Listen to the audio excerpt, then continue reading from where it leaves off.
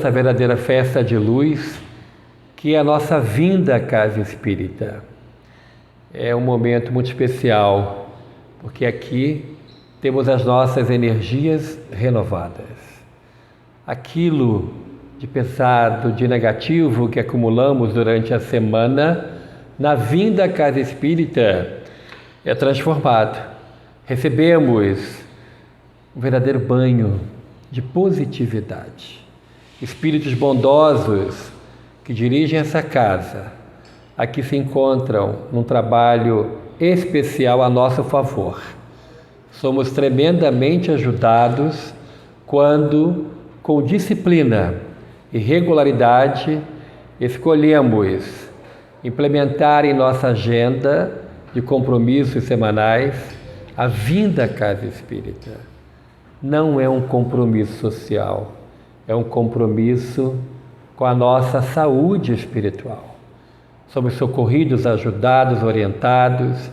Espíritos amigos estão aqui, prontos a nos ajudar. Então, desliguemos a nossa mente com tudo aquilo que ficou lá fora e entreguemo-nos nos braços dos amigos espirituais que, sob o comando do Senhor Jesus, aqui se encontram para nos socorrer, para nos ajudar. Antes de adentrarmos no assunto, gostaria de fazer uma breve saudação ao mentor da casa, a quem eu admiro muito. Humberto de Campos, quando se descobriu com uma doença incurável, a elefantíase, ele foi morar em Niterói, a cidade onde eu nasci, no estado do Rio de Janeiro. E lá, ele todos os dias ia à beira-mar, no bairro de Caraí, para respirar o ar puro daquela então pacata cidade de Niterói. Lá, enquanto podia, ele respondia às cartas dos seus leitores. Que, diferente de muita gente, quando ele se descobriu portador de uma doença incurável, ele não se revoltou. E ele mudou sim o estilo literário e começou a escrever de maneira consoladora nos dois grandes jornais, Rio e São Paulo, que ele tinha uma coluna diária. E escrevia assim: carta a uma mãe que perdeu um filho. E ele consolava. E esse trabalho de Humberto de Campos continuou até quando ele ficou cego e surdo. E quando, 6 meses depois do seu desencarne, através de Francisco Cândido Xavier, ele mandou a primeira mensagem. Ele disse assim: a morte me adveio no silêncio da surdez e na escuridão da cegueira, mas aqui eu me encontro para dizer que a morte não existe. Continuo vivo e agora renovado com os conhecimentos espíritas que trouxeram um novo norte para a minha vida. Para todos nós, que essa mensagem, esse lembrete do benfeitor da casa, patrono Humberto de Campos, seja uma assertiva em nossas vidas. O Espiritismo traz um novo norte em nossas vidas. Quem conhece o Espiritismo, nova criatura é.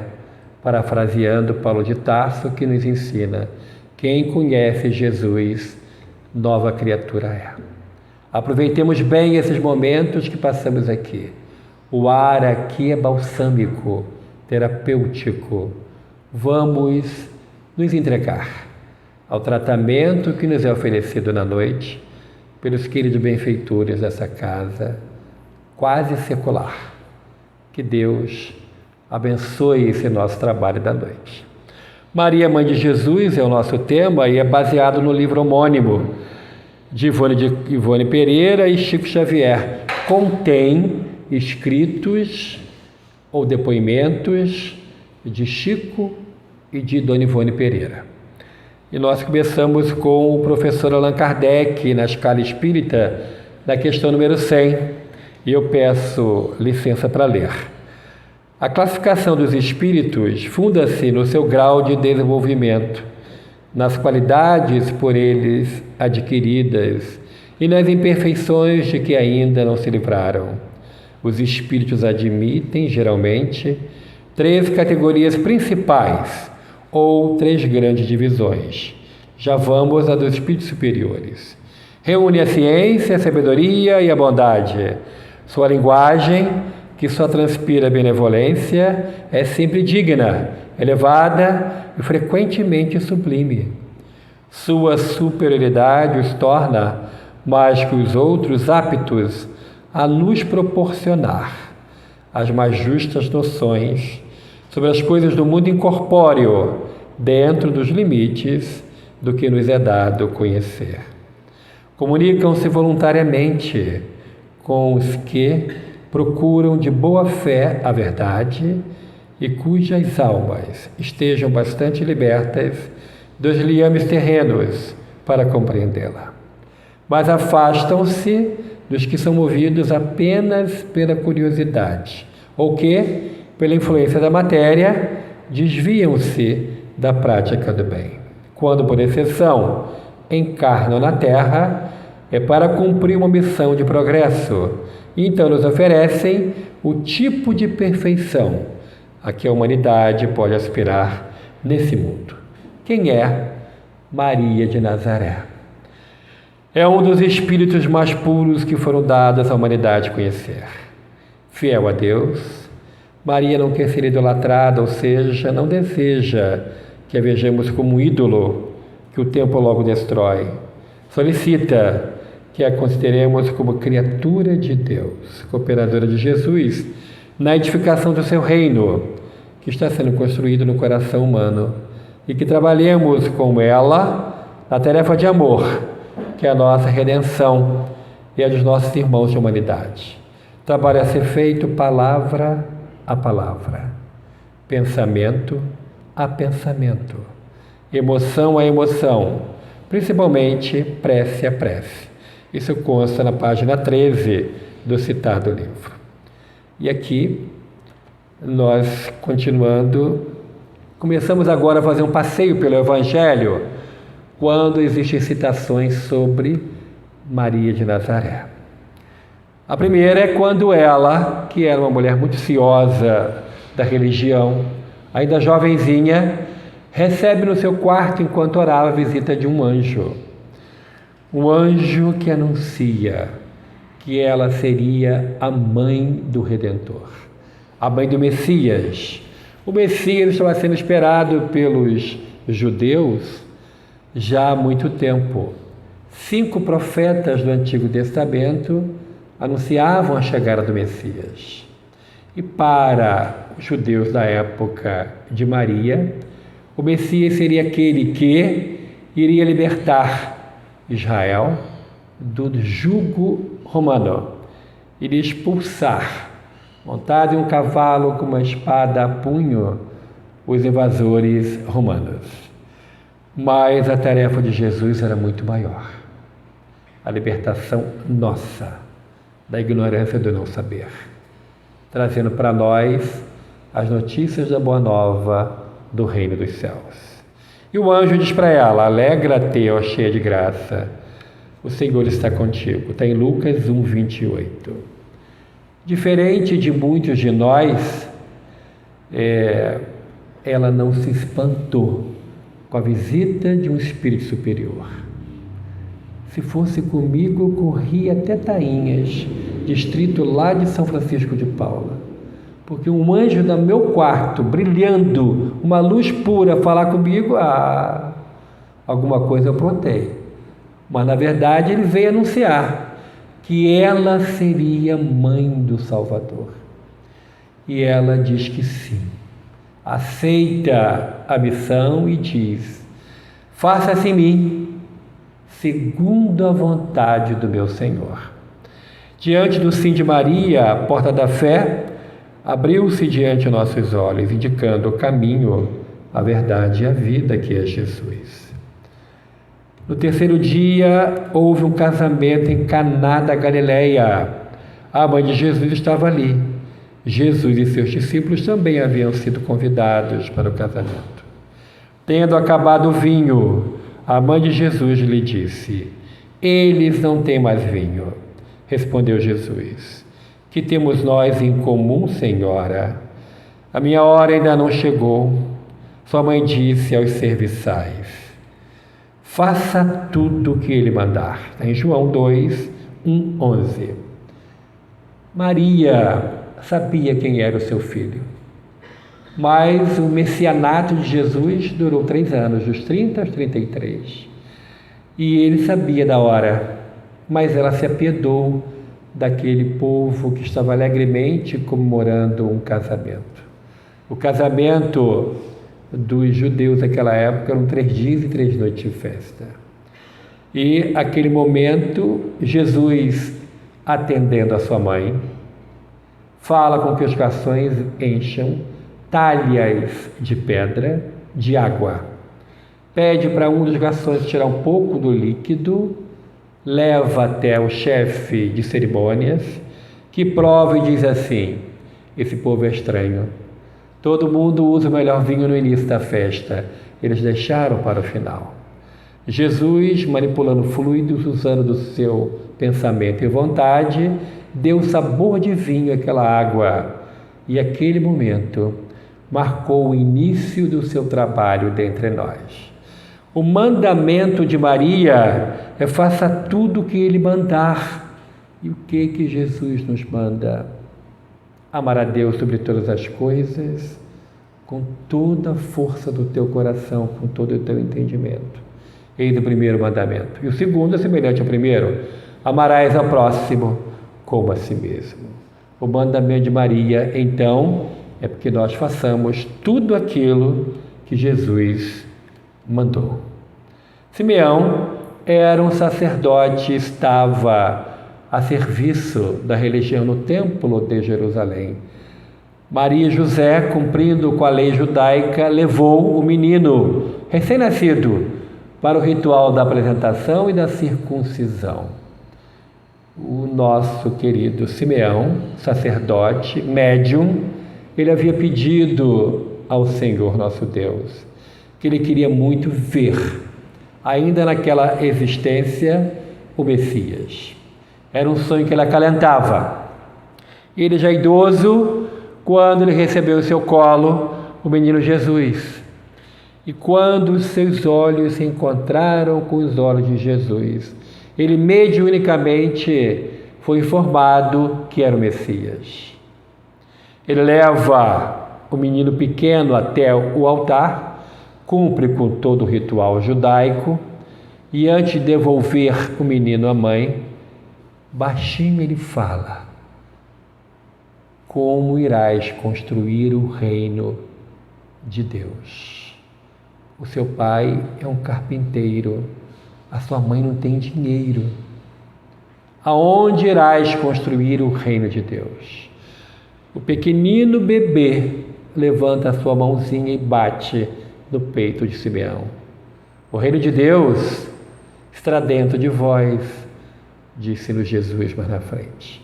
O menino Jesus bate no peito de Simeão, dizendo: é aí, no coração do homem, que eu vou construir o reino de Deus. E aí ele termina dizendo: agora, Senhor, despede em paz o teu servo, segundo a tua palavra, pois meus olhos já viram a salvação que tu preparaste perante a face de todos os povos, luz para iluminar as nações. Isso está em folhas 33 do livro. Jesus no templo. 3 dias depois o encontraram no templo, sentado no meio dos doutores, ouvindo-os e interrogando-os. E todos os que o ouviam ficavam extasiados com a sua inteligência e com as suas respostas. Jesus crescia em sabedoria, estatura e graça diante de Deus e dos homens. Folhas 37. Foi quando Jesus, deixando o seu pai e a sua mãe, no retorno da festa das tendas, que comemora a libertação dos judeus do cativo no Egito, ele deixou e ficou no templo. Os pais não viram e começaram a caravana de volta para sua casa e deram conta 2 dias depois que o menino não estava com eles. Retornaram e encontraram Jesus no templo, 12 aninhos, dando aulas sobre o reino dos céus, a justiça de Deus, aqueles que seriam os doutores da lei.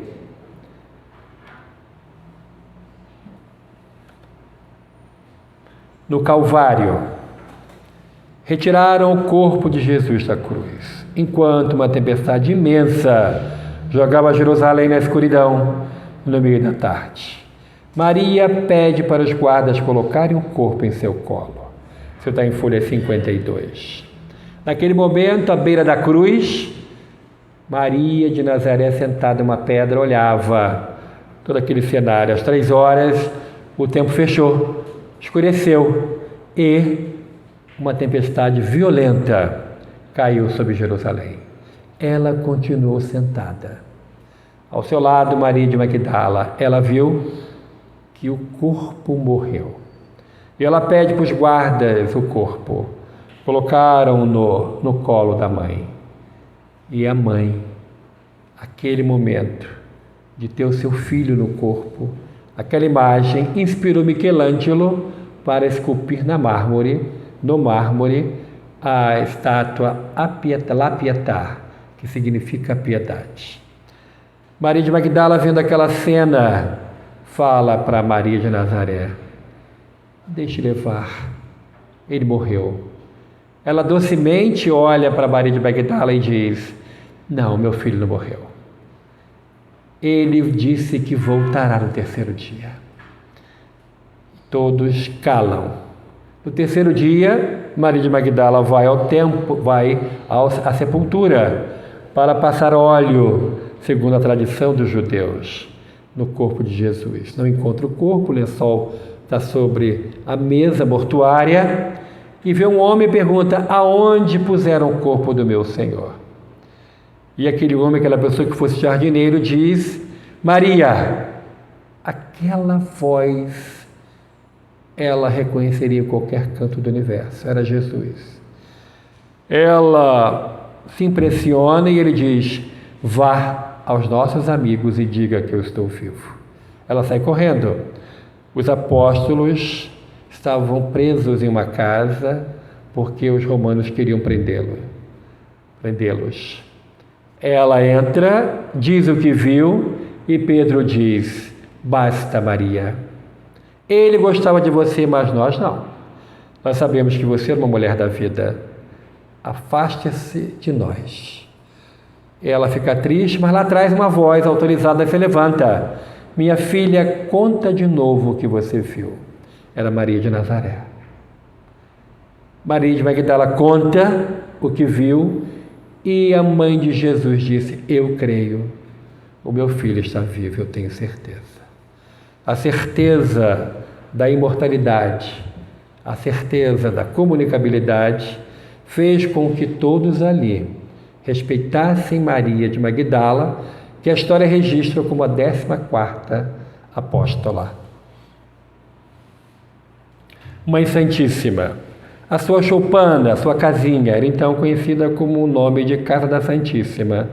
O fato tivera origem em certa ocasião, quando o miserável leproso, depois de aliviado em suas chagas, lhe osculou as mãos, reconhecidamente murmurando: Senhora, sois a mãe de nosso Mestre e nossa Mãe Santíssima. Os espíritas a conhecem e a chamam de Mãe Santíssima. Está em folha 65 do livro. A partida da terra. Então, no crepúsculo estrelado, Maria entregou-se às orações, como de costume, pedindo a Deus por todos aqueles que se encontrassem em angústia do coração por amor ao seu filho. E eis que chega um doente coberto de chagas, está em folha 71. Ela aceita esse doente, cuidava de todos, já em idade avançada, lhe adveio a mediunidade cura, passava, limpava as feridas dos doentes e no toque ela os curava. A fama percorreu e todos queriam serem cuidados por Maria de Nazaré. E esse chega com capuz, ela começa a cuidar e vê marcas de prego nos pés. Limpa as mãos e vê marca de pregos. Limpa o lado da costela e vê um buraco produzido por uma lança. E ela diz: enquanto o paciente, o doente, fala sem cessar do reino de Deus e da justiça divina, ela fala: meu filho, tens as mesmas marcas do meu Jesus que morreu na cruz. Ela se emociona, ele tira o capuz, era Jesus. Abraça-a e diz: minha mãe, vem comigo para ser a rainha dos anjos no céu. Quando ele a abraça, o corpo cai. Ela desencarna de maneira lúcida. E ela diz: eu não quero ir agora, eu quero ir ao encontro daqueles que estão sofrendo por tua causa no mundo. E levam-na ao Circo Máximo em Roma, onde um grupo de cristãos estavam prontos para serem sacrificados pelas feras. E ela se aproxima de uma jovem e diz: minha filha, canta. Quem ama Jesus está sempre feliz. Canta. E sobre a influência da Mãe Santíssima, aquela jovem começa a cantar. Os outros cristãos começam a cantar e entram para serem devorados pelas feras cantando. O imperador romano viu aquilo. E a partir daquele momento onde viu a coragem dos cristãos se encaminhando para a morte e cantando, mudou o modo de entender o relacionamento do Império Romano para com os cristãos. E o trabalho continua. Ela poderia ascender ao mundo espiritual superior, mas ela preferiu ficar perto de nós. E escolheu de maneira muito especial aqueles que partem da terra pela porta falsa do suicídio. Mandou criar a colônia Maria de Nazaré, próximo ao Vale dos Suicidas. E aqueles que estão prontos para serem resgatados, que já purgaram pelo erro praticado, a legião dos servos de Maria, a família espiritual dela, que trabalham sob o seu comando, descem ao vale, resgatam esses réprobos, como ficaram conhecidos os suicidas, e levam-nos para a colônia, para o recomeço. O nosso Deus é de infinita misericórdia, é o Deus do recomeço. Lá ela criou o Hospital Maria de Nazaré para cuidar dos irmãos suicidas, e o socorro aos sofredores é interminável. Isso está nas folhas 83 a 88 do livro.